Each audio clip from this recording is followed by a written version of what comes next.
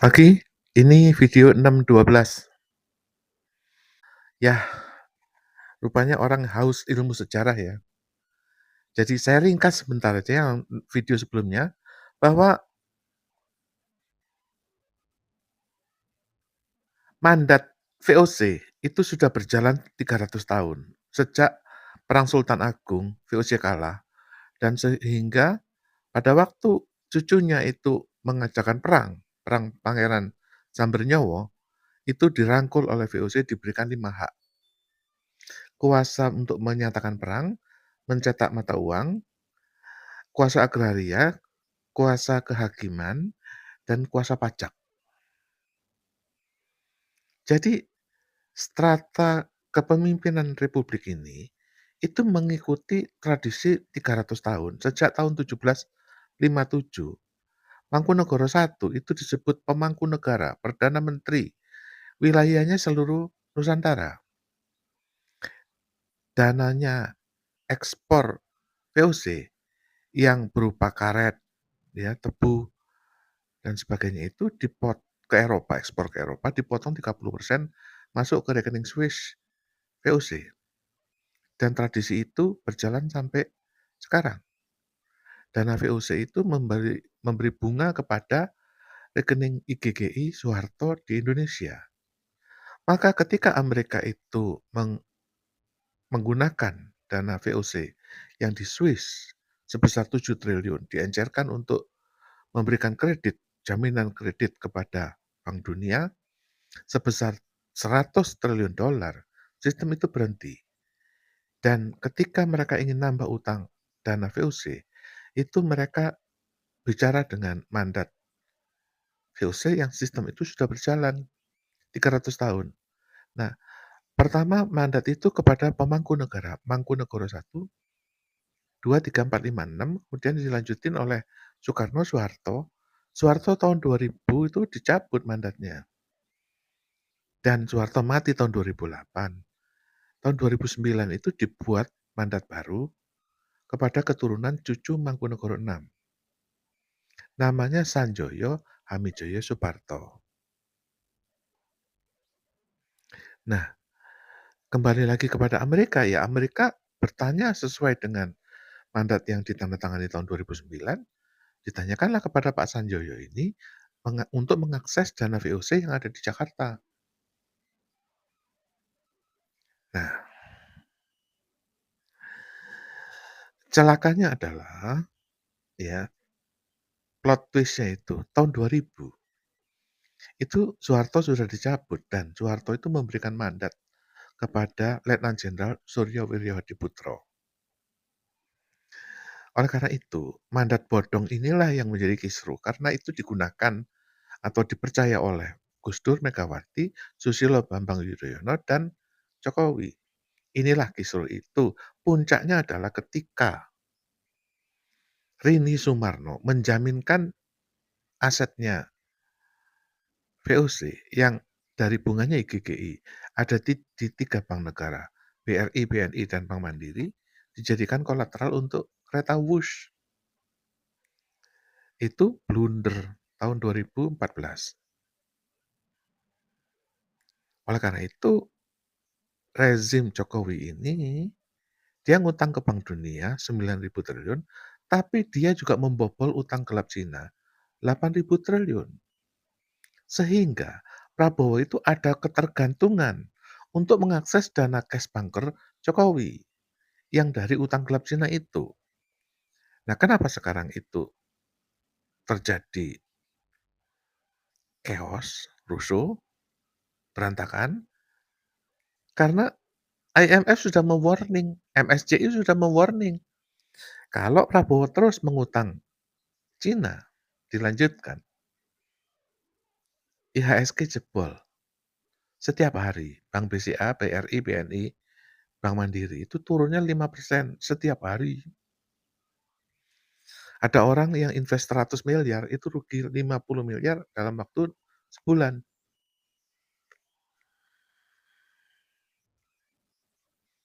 Nah, perangnya itu bagaimana? Jadi begini, Koalisi Prabowo Gibran ini dengan asumsi Prabowo naik menggunakan cash bunker-nya Jokowi. Ternyata itu merupakan pelanggaran hukum karena OCCRP sudah menunjuk bahwa Jokowi itu koruptor nomor 2 terbesar di dunia setelah raja atau presiden Suriah. Oleh karena itu, Prabowo mundur dari dana Jokowi, tapi kekurangan duit gitu loh. Oleh karena itu, kondisi sekarang itu terjadi kekeringan likuiditas dan kas negara kosong. Yang dipersalahkan itu adalah geng Solo. Nah, ingat nggak dulu itu ada perang cebong kampret dan itu terus membekas. Maka sekarang itu coba Anda perhatikan siapa-siapa yang ditangkap oleh Kejaksaan Agung dan KPK. Mulai dari Tom Lembong, itu dia mengatakan bahwa semua dana-dana yang diperoleh dari tata niaga impor beras dan gula itu disetorkan ke Jokowi. Hasto Kristianto berkali-kali menuduh ini Jokowi, ini Jokowi, ini Jokowi karena uangnya disetorkan ke Jokowi. Harun Masiku juga begitu. Dana-dana ini disetor ke Jokowi. Sampai sekarang buron. Sylvester Matutina, dia juga ngomong bahwa dana-dana pro Jokowi ini, dana-dana projo itu disetor kepada Jokowi. Makanya ketika dia ditangkap, dia nggak mau. Seperti Harun Masiku, kabur. Diteruskan ya. Pada kasus satelit, Surya Cipta Witular, itu anaknya Erna Witular dan Rahmat Witular. Dua-duanya itu menteri. Dan pamannya itu Ben Boy dan istrinya Nafsia Boy. 4 orang paman dan ayah ibunya itu menteri.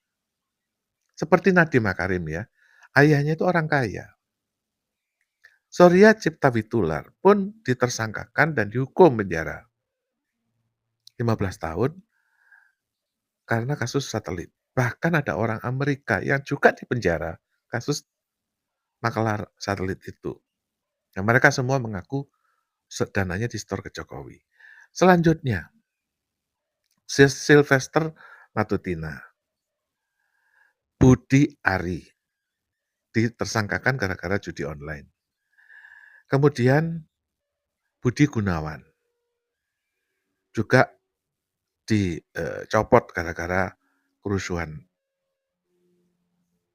Agustus tahun 2025. Selanjutnya siapa? Nadiem Makarim. Sudah mengatakan bahwa dananya disetor ke Jokowi. Lalu Grace Natali. Kemudian Ade Armando. Lalu Abu Janda. Ini akan terus dikejar. Silmi Karim. Itu adalah cebong. Dan seterusnya, seterusnya, seterusnya. Kita lanjut babak 2 ya. Ini babak 2. Ingat nggak tahun 2019 itu perang cebong kampret. Siapa pendukung cebong? Terutama adalah Nasdem. Maka Nasdem, P3, PKB, NU itu akan diperkarakan terus. Mulai dari Johnny G. Plate dibobol, ditangkap. Yakut Khalil Yumas, Menteri Agama, ditangkap. Ingat ya, yang ditarget ini adalah cebong, mulai dari PSI terutama ya. Grace Natali, Sylvester Matutina, Budi Ari, Silmi Karim, Nadiem Makarim, itu cebong. Tadi ya PSI. Kedua, P3 itu sudah nggak lolos threshold, jadi gembosi oleh kampret. Ketiga adalah PKB, ya, Yakut Khalil Humas, dan NU akan dipreteli diobok-obok. Ya, lanjutnya Hanura, itu MNC sudah dikalahkan pada sengketa dengan lawan Yusuf Hamka. Ya, selanjutnya kemana arahnya perang ini? Lebih seru lagi, perang BGN. BGN ini akan jadi perang bubat, perceraian antara Prabowo Gibran. Karena inisiatif BGN itu diinisiasi oleh Jokowi. Dan itu dianggap sebagai program Jokowi, dipimpin oleh orang Jokowi, orang gendeng namanya Dadan Hindayana. Orang gendeng inilah yang menjerumuskan Jokowi, karena akan ada 30.000 SPPG Jokowi akan diperkarakan Kejaksaan Agung.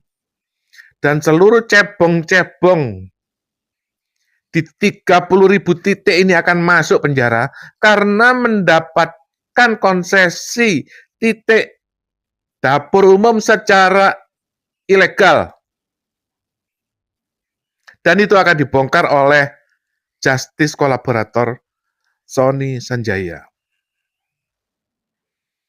Seluruh jaringan cebong di 30.000 titik dapur umum akan dipenjarakan. Oleh karena itu,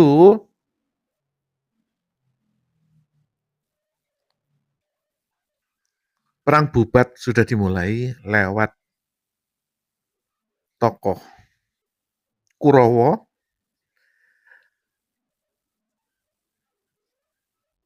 penjahatnya itu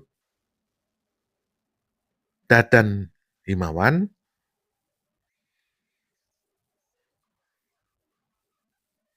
Sony Sanjaya, Ludwig Pusung, dan Noel. Noel itu adalah cebong yang sudah terlebih dahulu diperkarakan, akan membuka rencana gelap kelompok cebong untuk mengadakan kerusuhan lewat jaringan mahasiswa, pengusaha, maupun parcok.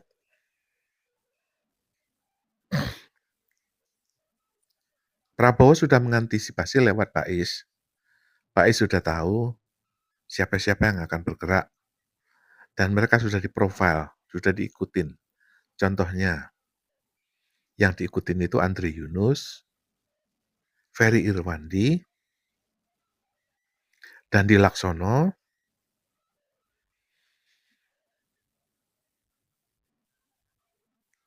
Tio mantan Kepala BEM UGM,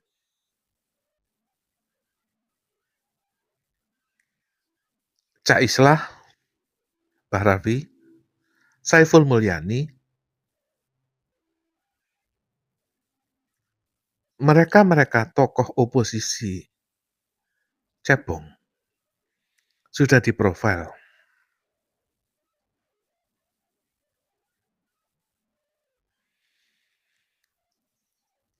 Oleh karena itu, saya menyerukan kepada BEM Yogyakarta yang memberi ultimatum kepada Prabowo untuk mengatasi masalah kurs rupiah yang jatuh dalam 18 hari.